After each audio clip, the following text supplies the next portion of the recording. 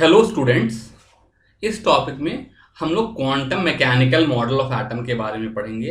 तो before getting into quantum mechanical model of atom, ये दो प्रॉपर्टीज हैं, रादर ये दो फंडामेंटल प्रिंसिपल थे जो कि 1920s में निकले, जिससे हमारी एटम को देखने का पूरा नजरिया ही बदल गया। तो पहले ये दोनों प्रिंसिपल समझेंगे और उसके बाद फिर उसके बेसिस पे quantum mechanical model of atom कैसे डेवलप हुआ ये जानने की कोशिश करेंगे। तो बेसिक पीछे साइंस क्या थी ये समझेंगे, फिर उससे मॉडल कैसे बना ये समझेंगे। तो दो चीजें निकल करके आई। एक तो लोगों ने क्या पाया कि जो मैटर है उसका डुअल बिहेवियर है। इस चीज को समझने की कोशिश करते हैं। 1920 से पहले हम दो अलग अलग चीजें जानते थे, एक मैटर, एक वेव। जैसे क्या कहते हैं, मैं तुम्हारी तरफ एक चौक का पीस उठा करके फेंकूं तो ये एक मटेरियल पार्टिकल है, मैं बोलूं और तुम्हारे पास मेरी आवाज चली जाए एक वेव है। तो मैटर पार्टिकल्स जो होते थे, जैसे चौक के पार्टिकल, क्रिकेट की बॉल, इस तरह की चीजों की कुछ अलग सी प्रॉपर्टी होती थी। और जो वेव्स हैं, जैसे साउंड है, लाइट है, इनकी कुछ अलग सी प्रॉपर्टीज होती थी। 19th सेंचुरी के एंड में, जैसे मैंने इस चैप्टर में पहले पढ़ा था, प्लैंक ने, आइंस्टीन ने, इन लोगों ने ये दिखाया कि जो लाइट है वो मैटर की तरह से बिहेव करती है, वेव की तरह से बिहेव करती है। यानी कि लाइट का डुअल नेचर होता है, हम लोग ऑलरेडी पढ़ चुके हैं।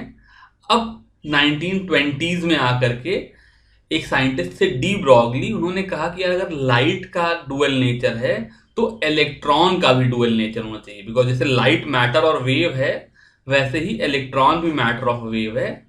यानी कि मैटर और वेव ये दो अलग चीजें नहीं हैं, ये एक ही चीज की अलग अलग प्रॉपर्टीज हैं। जैसे लाइट के लिए lambda is equal to C by nu होता है, तो इसको मैं H C by H nu लिख लूं, यानी कि एच सी बाई एनर्जी लिख लूं। और आइंस्टीन ने एक फॉर्मूला दिया E is equal to M C square, तो मैं लेमडा को H C upon M C square लिख सकता हूं। ये सी से सी कट गया, तो lambda is equal to H by M C होता है, जहां पे M C is momentum of photon. तो अगर लाइट के लिए lambda is equal to H by M C होता है, तो डी ब्रॉगली ने कहा कि किसी भी मैटर के लिए lambda is equal to H by M V होगा। ये जो रिलेशन आया, ये डी ब्रॉगलीज हाइपोथेसिस कहलाई।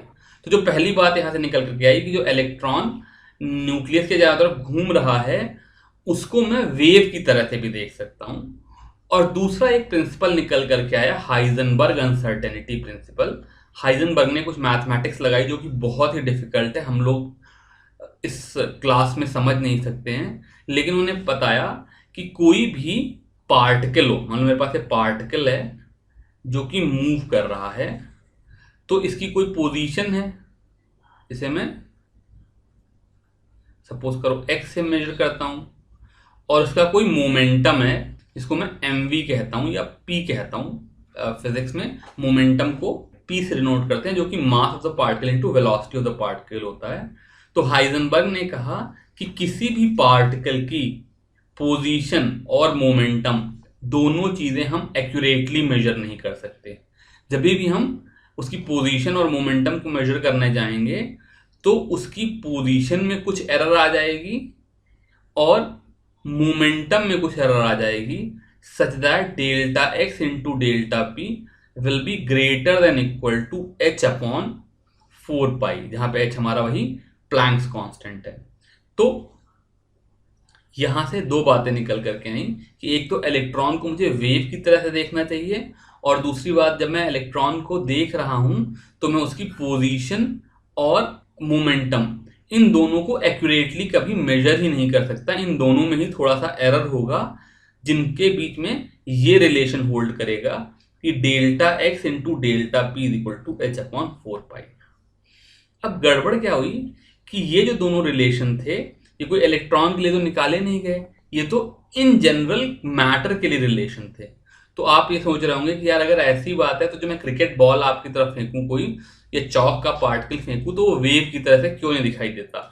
या अगर कोई कार चल रही तो हम उसका मोमेंटम और पोजीशन दोनों एक्यूरेटली कैसे निकाल लेते हैं। तो इसमें गड़बड़ क्या है कि जब मैं वेव की तरह से इसके नेचर की बात कर रहा हूं या इस एरर की बात कर रहा हूं, तो इन दोनों में ये h का टर्म मल्टीप्लाइड है, h की वैल्यू 6.6 इंटू 10⁻⁻34 जूल सेकेंड है। ये अपने आप में इतनी छोटी वैल्यू है कि जब मैं किसी मैक्रोस्कोपिक बॉडी यानी कि क्रिकेट बॉल, कार, चौक का टुकड़ा, ऐसे किसी बड़े पार्टिकल की बात करता हूँ, इवन अगर मैं डस्ट के पार्टिकल की भी बात करूं तो भी वहां पर जो उसकी पोजीशन है, उसका मोमेंटम है, उसके सामने h की वैल्यू इतनी छोटी है कि ये सारे इफेक्ट निग्लिजिबल हो जाते हैं। लेकिन जब मैं इलेक्ट्रॉन को देखता हूं तो इलेक्ट्रॉन में इतना छोटा पार्टिकल है, वहां पर ये इफेक्ट सिग्निफिकेंट होते हैं। तो जो डुअल बिहेवियर ऑफ मैटर है, जो डी ब्रॉगली की हाइपोथेसिस है,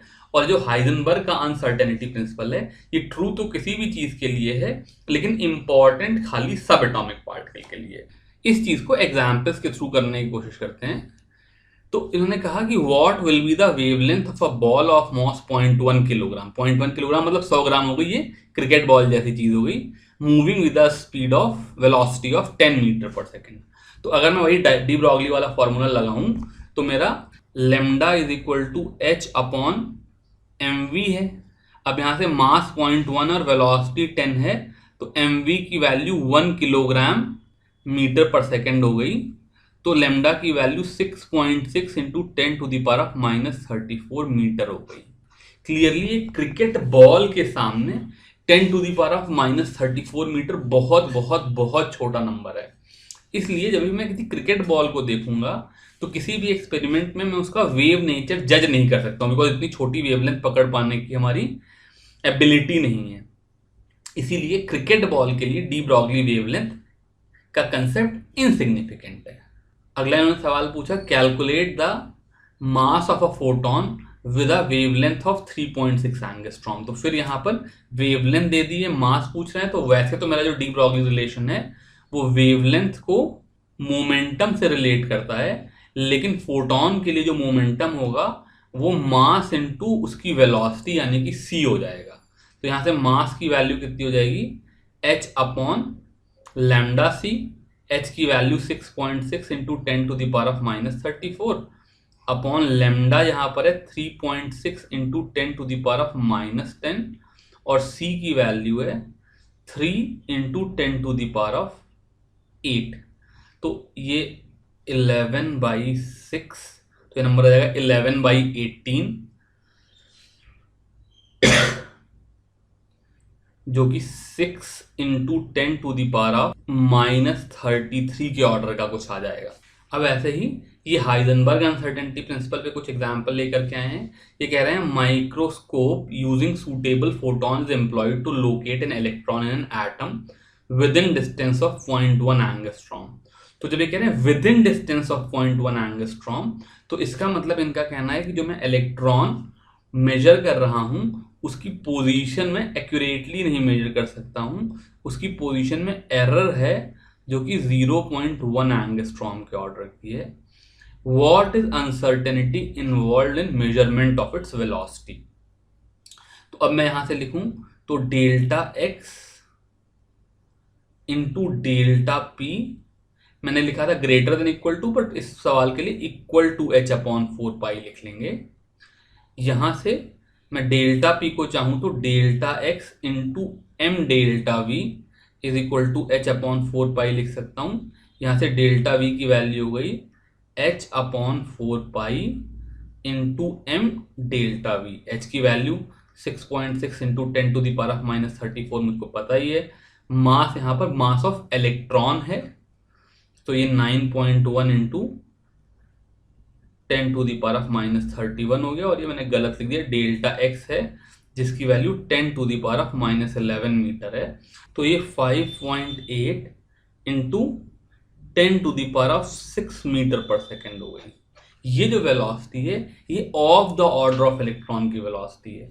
यानी अगर मैं न्यूक्लियस के चारों तरफ घूमते हुए इलेक्ट्रॉन को 0.1 एंगस्ट्रॉम की एक्यूरेसी से जज करने की कोशिश करूं तो उसकी वेलोसिटी में बहुत ही ज्यादा सिग्निफिकेंट एरर आ जाएगी। यानी कि इलेक्ट्रॉन के लिए Heisenberg uncertainty principle significantly important है। पर अगर यही काम मैं किसी गोल्फ बॉल के लिए करूं तो उन्हें कह रहे हैं golf ball has a mass of 40 gram and a speed of 45 metre पर second. If the speed can be measured within 2% of accuracy.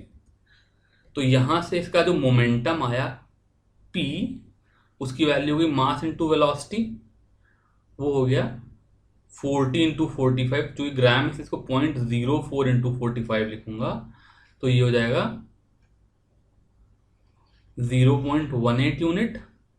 Delta P is 2% of P, तो इसकी वैल्यू हो जाएगी 2/100 इंटू 0.18, इसको मल्टीप्लाई करूंगा तो 3.6 into 10⁻³ आ जाएगा। तो एक गोल्फ बॉल जिसकी मोमेंटम में इतनी जरा सी अनसर्टेनिटी है, पूछ रहे हैं उसकी पोजीशन में कितनी अनसर्टेनिटी है। तो मैं delta X into delta P को फिर से 6.6 इंटू 10⁻³ बाई 4π लिखूं, h/4π लिखूं, तो ये नंबर जो आ गया डेल्टा एक्स की वैल्यू आ गई 6.6 into 10⁻³ divided by 4π into 3.6 into 10⁻³ ये 1.4 इंटू 10⁻32 मीटर आ जाएगा। इन दोनों एग्जाम्पल से क्या निकल कर आया कि इलेक्ट्रॉन के लिए तो हाइजेनबर्ग अनसर्टेनिटी प्रिंसिपल बहुत इंपॉर्टेंट है, पर गोल्फ बॉल की पोजीशन में अगर कुछ 10⁻32 मीटर की एरर हो भी जाए तो this is a so small number. मतलब अगर आपको मालूम है तो एटम का साइज भी 10⁻10 मीटर है, न्यूक्लियस का साइज 10⁻15 मीटर है, तो न्यूक्लियस के सामने भी ये बहुत छोटा नंबर है।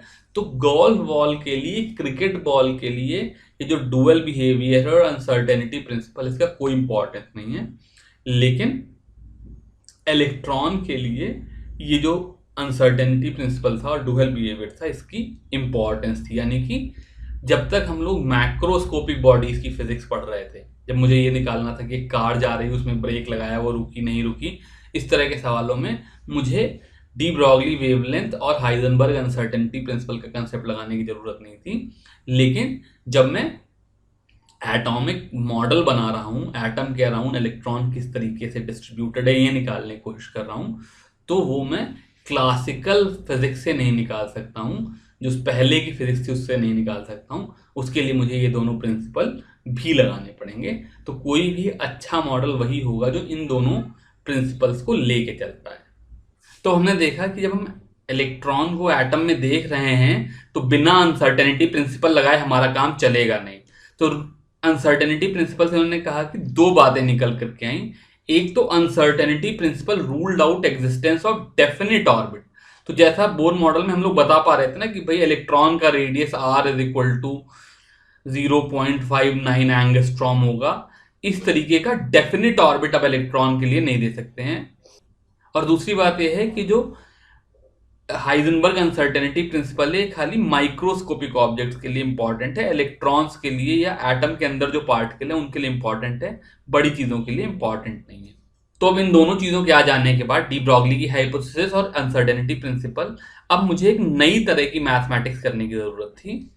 तो सबसे सिंपल जो केस था वो हाइड्रोजन एटम का ही था।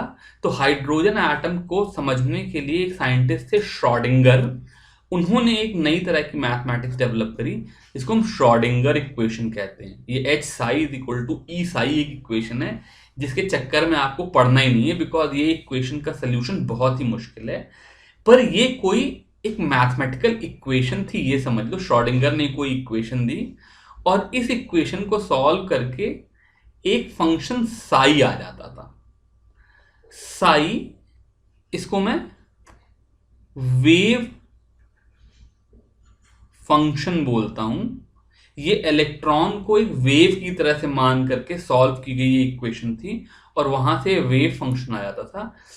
इस साई की अपनी तो कोई इंपॉर्टेंस नहीं थी, पर इस साई का स्क्वायर जो था वो प्रोबेबिलिटी डेंसिटी देता था, यानी कि पर यूनिट वॉल्यूम में इलेक्ट्रॉन के पाए जाने की प्रोबेबिलिटी क्या है ये देता था। तो यानी कि अब हम एग्जैक्टली इलेक्ट्रॉन कहां पर है ये नहीं बता सकते, अब हम इलेक्ट्रॉन के पाए जाने की प्रोबेबिलिटी किस तरीके से है ये बता सकते थे। इन चीजों को अभी थोड़ा समझने में दिक्कत है, पर 11th और 12th जब हम पढ़ेंगे तो वेव फंक्शंस क्या होते हैं, प्रोबेबिलिटी क्या होती है, ये सब चीज़ें समझेंगे तो हमें अच्छे समझ में आएगा। 11th में इनको बहुत ज़्यादा डिटेल में समझने की ज़रूरत भी नहीं है। तो बेसिक बात हमारी ये निकल कर गई कि एक श्रोडिंगर वेव इक्वेशन आई जो कि इलेक्ट्रॉन को वेव की तरह से ट्रीट करती थी। इस इक्वेशन को सॉल्व करके एक वेव फंक्शन आ गया। वेव फंक्शन के स्क्वायर से कहाँ कहाँ इलेक्ट्रॉन कितना पाया जाता है ये निकल करके आ गया। तो लोगों ने क्या किया, अलग अलग तरह के इलेक्ट्रॉन्स के लिए वेव इक्वेशन सॉल्व की और साई स्क्वायर की वैल्यू निकाली। तो जो साई स्क्वायर की जब मैंने वैल्यू देखी तो मैंने ये पाया कि सपोज करो मेरे पास हाइड्रोजन एटम का न्यूक्लियस है, तो जो इलेक्ट्रॉन्स हैं इस न्यूक्लियस के चारों तरफ एक गिवन शेप में डिस्ट्रीब्यूटेड होते थे। वो शेप स्फीयर हो सकता था, वो शेप डंबल शेप का हो सकता था, डबल डंबल शेप का हो सकता था। अभी मैं थोड़ी देर रुक करके डिटेल में इनके बारे में बताऊंगा। प्लस इनका साइज छोटा बड़ा हो सकता था, इलेक्ट्रॉन की एनर्जी कम ज्यादा हो सकती थी। तो हमने वो जो एक फंडामेंटल शेप की बेसिक यूनिट है उसको मैंने एक नया नाम दिया ऑर्बिटल। ऑर्बिटल एक तरीके से अगर मैं समझूं तो एक गिवन शेप और साइज का फिगर होता था जिसमें एट मैक्स 2 इलेक्ट्रॉन रह सकते थे। और ये जो इलेक्ट्रॉन है और उनके ऑर्बिटल हैं इनको करेक्टराइज करने के लिए 4 तरह के क्वांटम नंबर आए। पहला है प्रिंसिपल क्वांटम नंबर जो कि ये बताता था कि जो मेरा ऑर्बिटल है उसका साइज कितना बड़ा या छोटा है, और चूंकि साइज एनर्जी से रिलेटेड था इसलिए उसमें जो इलेक्ट्रॉन्स हैं उनकी एनर्जी कितनी है। एजीमुथल क्वांटम नंबर एल था जो ये बताता था कि इन ऑर्बिटल्स का शेप कैसा है। ये स्फीयर हो सकते थे, डंबल हो सकते थे, मैंने अभी बताया, आगे चल करके शेप अच्छे से दिखाऊंगा। तीसरी बात मैग्नेटिक क्वांटम नंबर एम होता था।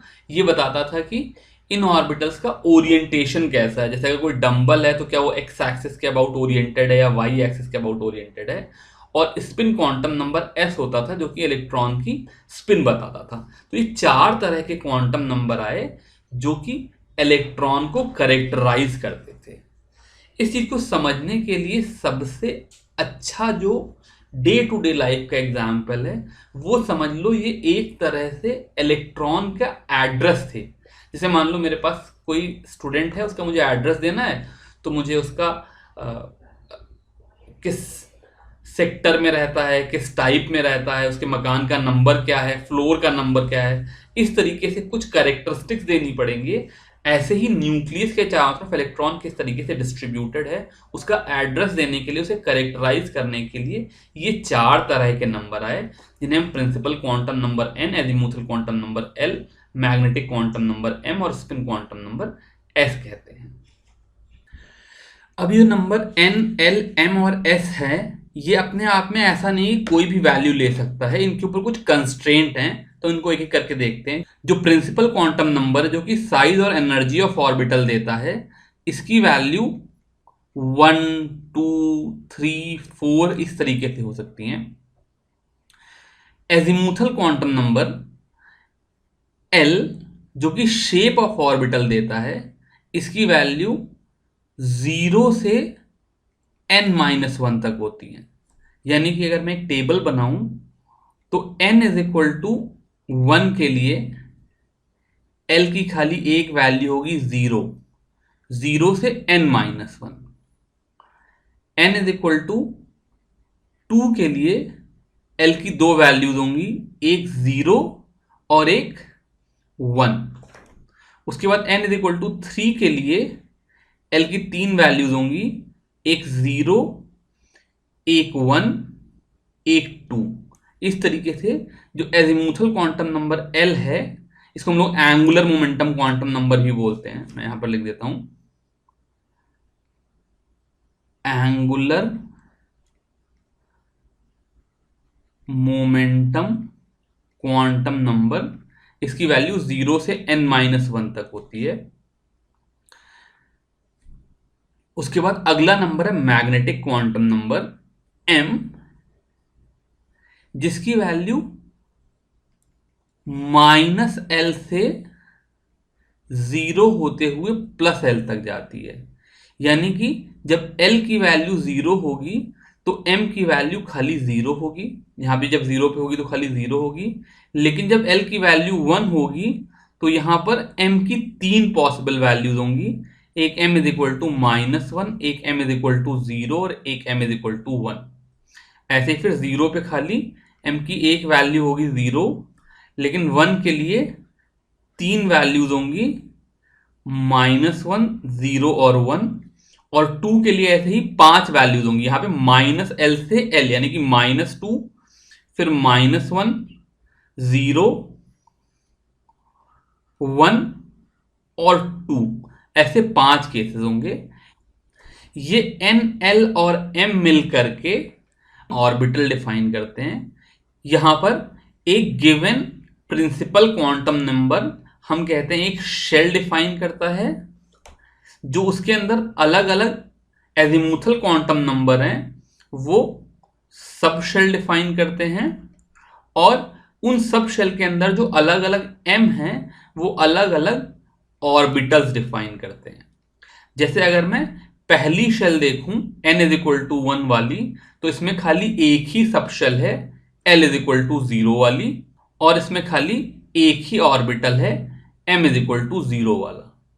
यहां पर एक और नोटेशन चलता है l के लिए, जैसे मैं ये 0 1 2 3 4 सिंबल लिख रहा हूं, वैसे ही l के लिए मैं SPDF नाम का सिंबल भी चलाता हूं, जहां पे S का मतलब है 0, P का मतलब है 1, D का मतलब है 2 और F का मतलब है 3। एक्चुअली पहले जब ये अलग अलग तरह की सबशेल थी तो लोगों ने उनको शार्प, प्रिंसिपल, डिफ्यूज, फंडामेंटल ऐसे अलग अलग नाम दे दिए थे, तो वहां से सिंबल SPDF चले आ रहे थे। बाद में उनको नंबर्स असाइन कर दिए गए, तो नंबर्स और सिंबल्स दोनों ही चलते हैं, रादर ज्यादा सिंबल चलते हैं। तो इसका मतलब ये जो 1,0 वाली शेल है इसको मैं कहूंगा 1s, और 1s में खाली m इज इक्वल टू 0 वाला एक ऑर्बिटल होता है। ऐसे ही अगर मैं n इज इक्वल टू 2 देखूं तो इसमें दो सब शेल हैं, एक l इज इक्वल टू 0 वाली जिसको मैं 2s कहता हूं, और एक l इज इक्वल टू 1 वाली जिसको मैं 2p कहता हूं। 2s वाले में m इज इक्वल टू 0 वाला एक ऑर्बिटल है, जबकि 2p वाले में m इज इक्वल टू -1, 0 और 1 वाले 3 ऑर्बिटल हैं। तो total n is equal to 2 में 4 ऑर्बिटल्स हो गए। ऐसे ही मैं थर्ड शेल को देखूं, n इज इक्वल टू 3 को देखूं, तो इनमें 3 सब शेल होंगी, एक l इज इक्वल टू 0 वाली, एक l इज इक्वल टू 1 वाली, एक l इज इक्वल टू 2 वाली। ये जो l इज इक्वल टू 0 वाली सब शेल है इसको हम 3s से डिनोट करते हैं, जिसमें m इज इक्वल टू 0 वाला सिर्फ एक ऑर्बिटल है। उसके बाद 3p हो जाएगा, n इज इक्वल टू 3 में l इज इक्वल टू 1 वाली ये चीज 3p ऑर्बिटल्स हो जाएंगे, जिसमें m की वैल्यू -1, 0 और 1 होगी, यानी कि यहां पर 3 ऑर्बिटल्स हो जाएंगे।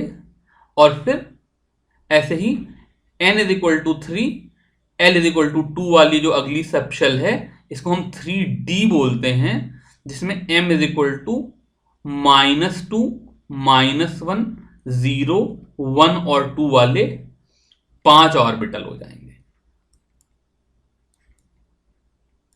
तो इस तरीके से जो मेरी थर्ड शेल है उसमें 1 + 3 + 5 9 ऑर्बिटल्स हो जाएंगे।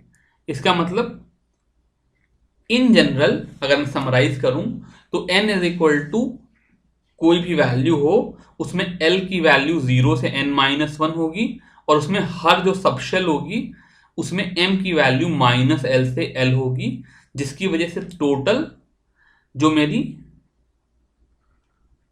nth शेल है उसमें n सब शेल्स आ जाएंगी। जैसे पहले में एक सब शेल, दूसरे में 2, तीसरे में 3, और इन n सब शेल्स में n² ऑर्बिटल्स आ जाएंगे। ये तो मेरे पास ऑर्बिटल्स आ गए। अब एक चीज जो मैं अभी तक बोल नहीं रहा था वो है स्पिन क्वांटम नंबर s, जो कि इलेक्ट्रॉन की स्पिन देता है, और हर ऑर्बिटल में ईच ऑर्बिटल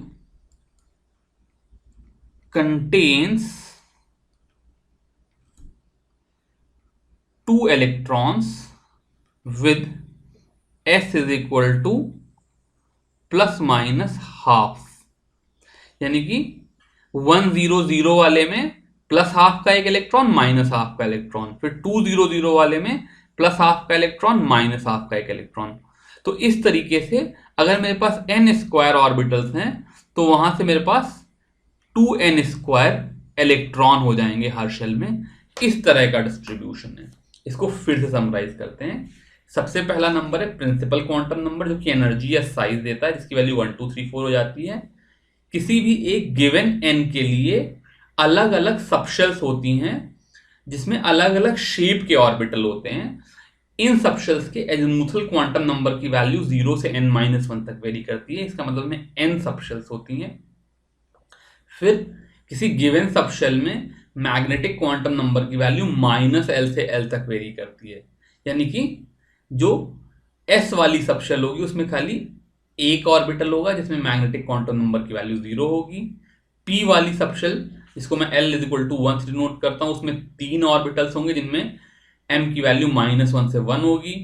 D वाली में 5 ऑर्बिटल होंगे जिसमें M की वैल्यू -2 से 2 होगी। और अगर ऐसे आगे चलें तो फिर F वाली में 7 ऑर्बिटल्स होंगे जिनमें M की वैल्यू -3 से 3 होगी। तो इस तरीके से अलग अलग सबशेल्स में अलग अलग ऑर्बिटल्स होते हैं, लेकिन टोटल ऑर्बिटल्स का सम n स्क्वायर होता है। पहले में 1, दूसरे में 4, तीसरे में 9।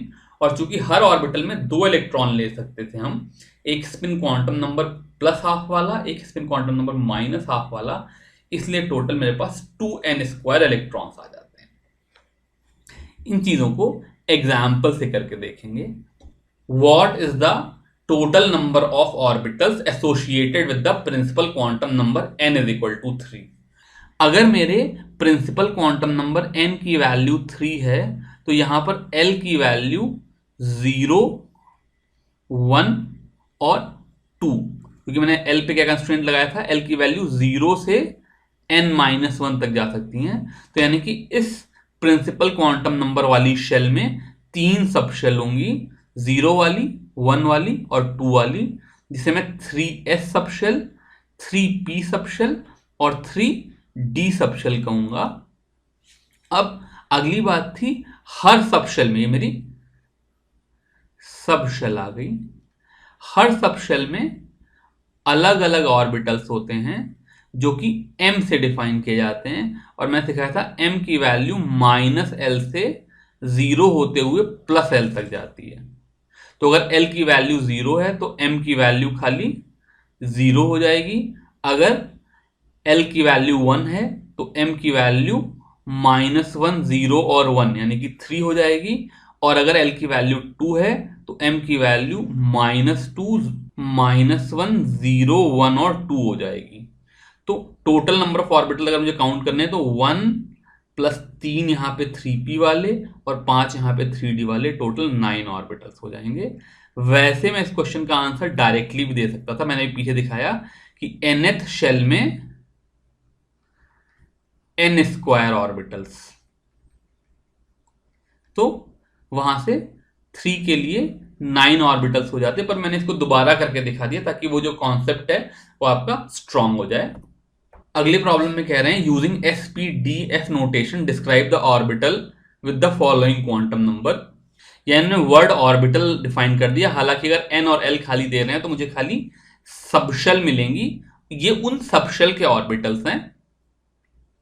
तो n तो n ही होता है, उसको तो 1 2 3 4 से नोट करते हैं।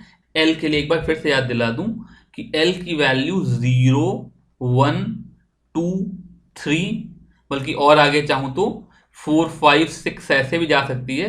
हालांकि जो रियल लाइफ में एटम होते हैं उनमें आगे वाली चीजें नहीं होती हैं। इन सबशेल्स के लिए जो मैंने सिंबल लिए हैं वो 0 के लिए S है, 1 के लिए P है, 2 के लिए D है और 3 के लिए F है। इसके आगे GHI चलने लगता है, बट उसके लिए हमें परेशान नहीं होना है। तो बेसिकली SPDF का मतलब क्या है? L is equal to 0, L is equal to 1, L is equal to 2, L is equal to 3। तो 2 और 1 का मतलब हो गया ये 2p वाली सबशेल का ऑर्बिटल है, ये 4s वाली सबशेल का ऑर्बिटल है, ये 5f वाली सबशेल का ऑर्बिटल है, और ये 3d वाली सबशेल का ऑर्बिटल है। इस तरीके से हम ये टॉपिक खत्म करते हैं। अगले टॉपिक में हम शेप्स ऑफ ऑर्बिटल्स और एनर्जी ऑफ ऑर्बिटल्स के बारे में पढ़ेंगे। Thank you very much.